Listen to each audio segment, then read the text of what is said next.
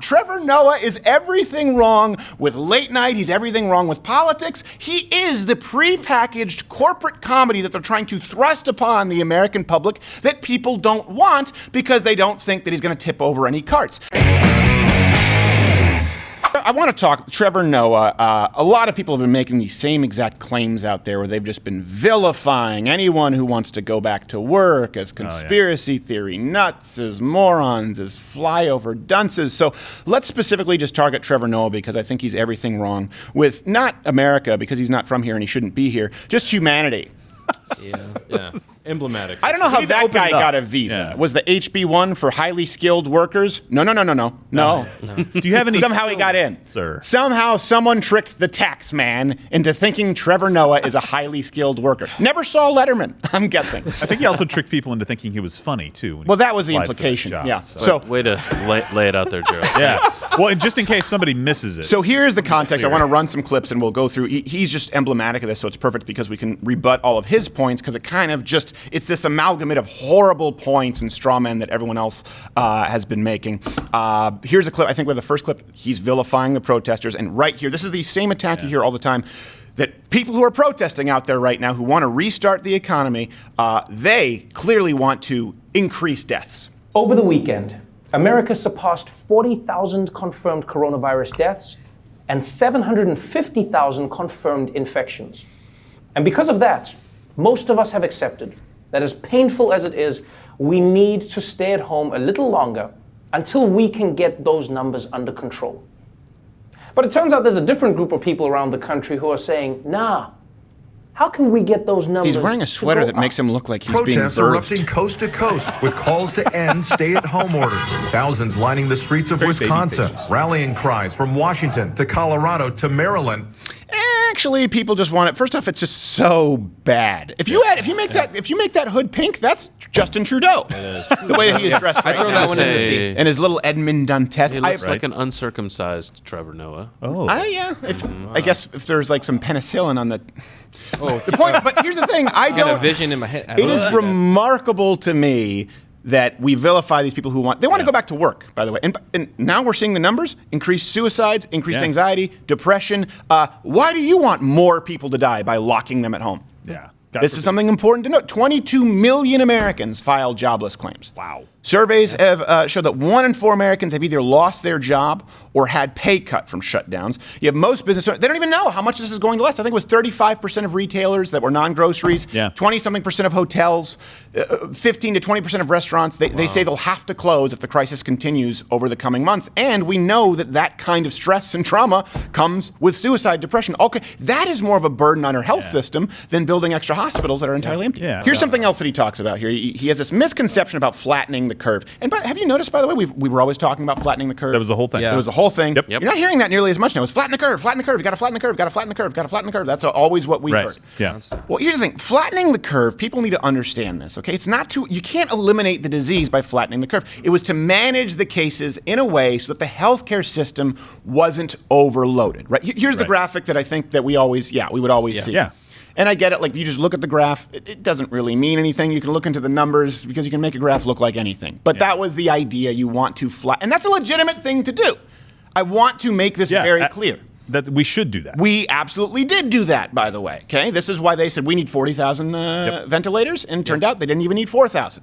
Right? They opened up these new hospitals, and now they're shutting them down. They're laying off or furloughing healthcare workers because we have not seen this influx of people. Remember early on they said, "Hey, if you think you have symptoms and you're young, stay home. Don't overload the hospital." Right. Now at HuffPo and CNN, they're saying young people are waiting too long before they flood hospitals. Yeah. They were converting stadiums into hospitals. They were building hospitals in Central Park. They were doing all these field hospitals, and they're like, oh, hell, we built those, and now we don't need them. We don't need any of that. And by the way, just something to be clear, flattening the curve is important so that you obviously give, it's that rubber band effect, that you give the healthcare system enough time to deal with the burden. But as far as the disease, flattening the curve can often just make it go longer. Here's the thing, as long as our healthcare systems are not overwhelmed, flattening the curve beyond what we have done, it's not going to save lives. It's likely the same amount of people who will die during the total duration of the disease. Right? That's important. So this begs the question, this is important, like you just brought up. If hospitals are not overburdened, and if you're watching CNN, you may not know this, objectively, they are not. They're not. They've built new hospitals. I don't know that any single new hospital has had to be used. I know that the vast majority of them, we reported on this in the morning, are empty and they're shutting them down. Right. I don't know if there's a single one. There probably could be, but I don't know. Yeah. Most hospitals, extra hospitals, are not being used at all. They are not, the hospitals that we currently have are not at capacity or over capacity. So it begs this question. If hospitals are not overburdened, which was the goal of flattening the curve, that means we've done it. What is the goal of a continued indefinite shutdown? You started this with, we've got to flatten the curve. Okay, we've done it. And now you want to excoriate anyone who says, all right, we've done it, time to get back to work. Why? I don't have, and I know I'm doing a little bit of a Jesse Ventura right now, who might join the Green Party, which please, I know I'm just saying, like, I'm just asking questions. But I'll give you the answer, because they want this to drag on indefinitely. Right. Here's the thing, right now, if we start the economy back up and we get back to the best economy that we've ever had, guess what? People are going to remember this in November. Yeah, absolutely. Initially, they wanted you to remember this in November. So do I.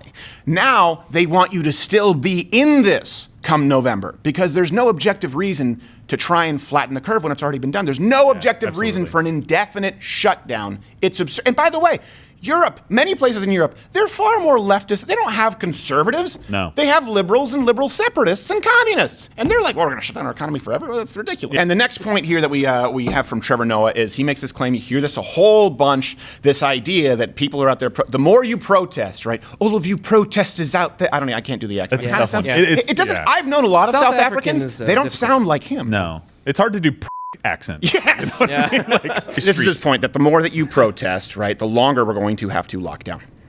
All around the country, over the weekend, protests. Birthing sweater. Demanding an immediate end to lockdowns. And let's be honest, people, this is both insane and counterproductive. Because the more you gather in groups, the longer the lockdown will have to go on. Can you imagine if during the AIDS crisis, mobs of people gathered to gangbang that monkey that started it all? What do we want? Monkey sex! When do we want it? Now! Okay, I don't, I just, the problem, I still have an injured foot, and it's gonna be very difficult for me to finger with my toe the trigger to the shotgun in my mouth. Yeah, it'll be difficult. It is so painfully unfunny. And here's the truth of the matter here is that, obviously there have been some dumb protesters. Right. But at a lot of these protests, people are staying in their cars with plenty of space in between. And I've seen people in their cars with masks, which we encouraged masks back when the CDC was saying, don't wear masks. Before it was cool. Actually, I think that you should be wearing masks. So protest when you're destroying public property, good. Yeah. Protest now, bad. Yeah, protest Don't do now, that. bad. And I will say, you should wear a mask. I think we should destigmatize masks in public, but if you're wearing a mask in your car, you're a p***. So, we're talking about people being in their cars, for example, in the Lansing Capitol. Right. Let's take even a more extreme, some people on the beach who are maybe not exactly 6 feet apart, out in the UV light with the salt water. Right. You know, that's something that we need to be upset about. People in parks who are distanced. None of it compares to the people in New York who are in the subways every day. They've never been closed. They have never been closed. It is. Why aren't we bitching about that? And I understand this because when you live in a big city, you can't be independent. You can't get in your car and drive anywhere. I used to think New York was a living hell when I was there because I had to get on the subway. I was on the east side where I had to take the Green Line. And at that point, they were talking about how they were going to build another one, I think, on, where were they going to build another one? It might have been on 2nd. They never did. They never did. It was a project that has been going on for 30 years. I think they built it now. And I would have 3 subways go by that were full where I couldn't get on. So I had to wait for the next one in New York. This is, I can't find me a place more contaminated than the L train. Right. Have you seen the Warriors?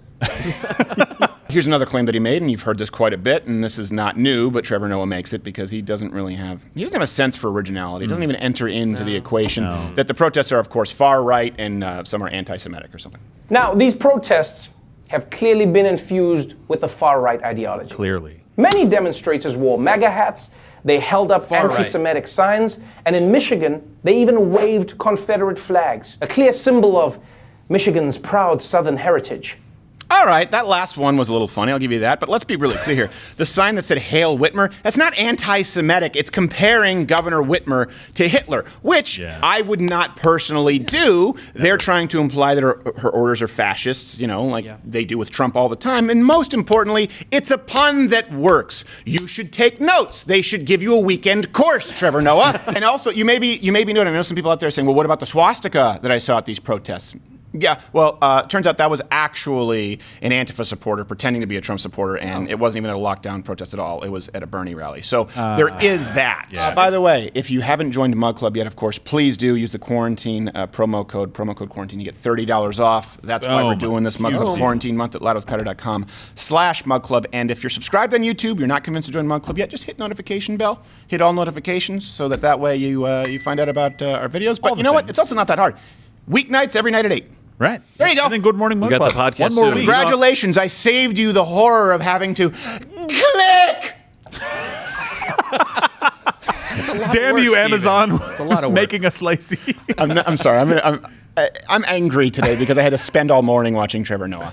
Well, What were you about to say? Something? I was going to say podcasts. I've actually been listening to Oh, podcasts yeah. a lot more. So for the episodes that I'm not on, I listen to it. Oh. Yeah. So Yeah. I'm out there while I'm being forced to do work. if you don't want to see my Bill face, actually podcast is a watches the good show, good way to go. Yeah. Here's another claim that he makes from Trevor Noah is that reopening the economy is anti-science. Why? Because something, unfunny something, Dr. Fauci. You see, after Dr. Fauci appeared on the network and made the case for continuing the shutdowns, Fox at that News decided swipe to effect. get a second Right. opinion. It's like a Malcolm in the Middle transition. Everyone can trust. Talk show host Dr. Phil McGraw appearing on Fox News, blasting the government's response, appearing to downplay the pandemic. Okay. Listen, Dr. Phil is not the voice of these protesters. No. Far be it from me to defend Dr. Phil. That being said, the plan, and this is why they don't run the press briefings. This is why we did the press briefing live stream, and we will do it next Thursday. Donald Trump's plan for reopening the economy, it's been created, developed very carefully with a team of doctors, pretending that it's just, all right, open forth the flood. That's not what he's planning. You're talking about a multi-phase system that still involves mainly social distancing and protecting our most vulnerable all the way until phase 3. If I'm not mistaken, they're going to be adding more phases, which is a little bit ridiculous to me. Here's also, by the way, while we're talking about Fauci, as Trevor Noah was, he said that we could reopen the economy soon. This isn't like it's foreign to him. The U.S. economy may be able to start reopening as early as next month. That's according to Dr. Anthony Fauci. The nation's top infectious disease expert told CNN the economy could gradually reopen in various parts of the country, depending on the status of the pandemic, widespread testing availability, and sharp declines of people who are seriously ill. We are hoping that at the end of the month we could look around and say, okay, is there any element here that we can safely and cautiously start pulling back on? If so, do it. If not, then just continue to hunker down. Straight from the freshly shaven Geppetto's mouth. So here's the thing. And by the way, he's not the only doctor in the world. For some reason, this is the left. They just want to cling to Dr. Fauci. Dr. Burks. Dr. Burks. Oh, yeah. Lovely. Wow. Just, you know what? Let's just show Dr. Burks. Show Dr. Burks. We have told people very clearly, and the president guidelines made it very clear about the expectations of phase 1. And remember, phase 1 also included social distancing in restaurants, social distancing in every place that was entertainment, and keeping your own individual social groups to less than 10. I mean, we've been very clear in the guidelines, and I think it's up to the governors and mayors to ensure that they're following the best they can each of those phases to make sure that both the public is completely protected. Really? And Ooh. Hey. So, she's talking again about a scale. Let me give you an analogy here. Let's say that you have the flu, okay? And this is important to note because you can't only listen to doctors' advice. Right. You have to listen to economists. You have to listen to people in the country, people who are truckers, people who run small businesses, people who work in maybe what you determine to be non-essential services. There has to be a collective discussion. So let me kind of give you, let's say that you have the flu, okay, just a really bad flu some year. Right. But you're also about to go through a big business merger or a busy season like for you with Right. wine is typically in the fall, right? Right. And you have a huge meeting on Monday that can determine the rest of the year for your business. You absolutely, positively cannot miss.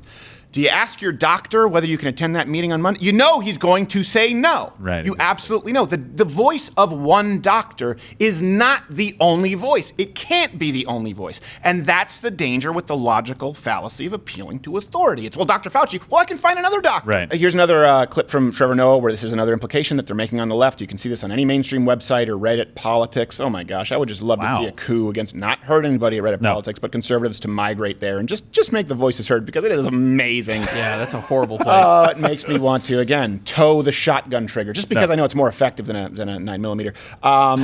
And we're all about efficiency here.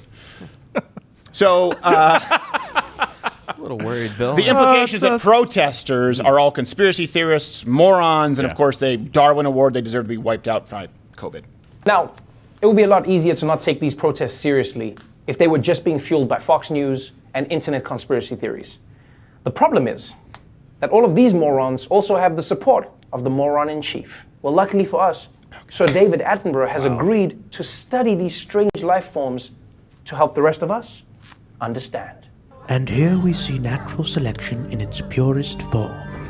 A group of morons crowded together, spitting in each other's faces as they demand the right to get a haircut. Even for the coronavirus, this is too easy. All right, here's the thing.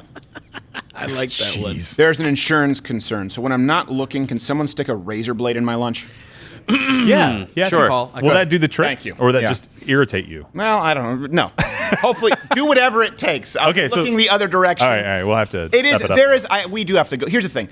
We have Senator Ted Cruz coming up after this. There's this. First off, shows you what he thinks of everyday Americans, right? The moron in chief, and it also shows you what he thinks of his Attenborough impression. For God's sake, man, that was bad. That was bad. There are so many reasons that I can't stand Trevor Noah, and of course, it combines the elitism, this smugness, and he by the way, he is probably the least familiar with flyover country because he just flew to New York or Los Angeles. Why would he ever be in Grand Rapids, Michigan? Why would he ever be in El Paso, Texas? He has no exposure to that, so this is not a guy who should be speaking to the average everyday American. Good thing is, look at his ratings. He's not. But there are unfunny moments for some people. For example, Stephen Colbert, I don't think is always funny, but he comes by it honestly. The Colbert Report was very funny when he used to do it. If you look at Jimmy Kimmel, I don't think he's always very funny, but he comes by it honestly. The Man Show was funny when he was there with Adam Carolla, right? If you look at David Letterman, you look at Conan O'Brien, all of these people at some point, even though I don't really like Jimmy Fallon, I understand that college kids really liked his impressions musically. He's gifted. I understand it. But not all people. Trevor Noah, it's like he was hit by an unfunny howitzer. It is remarkable to me. Only Trevor Noah and Samantha Bee. They're smug, they hate you, but more importantly, when they talk about Americans wanting to go back to work, and they call them morons, while you subsequently take a check for a job that you do not do. As a comedian, you don't do your job. Trevor Noah is everything wrong with late night, he's everything wrong with politics, and he's everything wrong with this sort of prepackaged, you know when they used to call bands like sellouts? Yeah. And unfortunately, like Green Day, they committed this unbelievable, unforgivable sin of having an album that was successful. And I don't like them, I think they're douchebags, but the point is like, that's really ridiculous, you're a sellout. That being said, Trevor Noah, he is the prepackaged corporate comedy that they're trying to thrust upon the American public that people don't want because they don't think that he's going to tip over any carts. Think about this for a second. You look at the Daily, this is why it bothers me. He is the least qualified person for that job. He is a diversity hire. If you look at the Daily Show, it is just a who's who of some of the best comedic actors and comedians of our time. We have Stephen Colbert, Steve Carell, Rob Riggle, Rob Corddry. Who else do we have? Ed Helms. That's right. It's a who's list. And then you have Samantha Bee and Trevor Noah, and they are the only ones to get their own shows. And you, again, when taking scale into account, don't watch them. It's everything wrong with the entertainment industry, and more importantly, he's wrong. Your Honor, the South African defense is wrong. You know what's in here? It's just water. That's why they call it acting. It actually smells garlicky. There's something wrong with the water. I think it's going through the ice maker, and we don't have the baking soda in the fridge. If you like this video, subscribe, hit notifications, or just check back every single day because we upload a new video every single day. And this was actually taken from the full show, a full-hour show that we upload every single Thursday.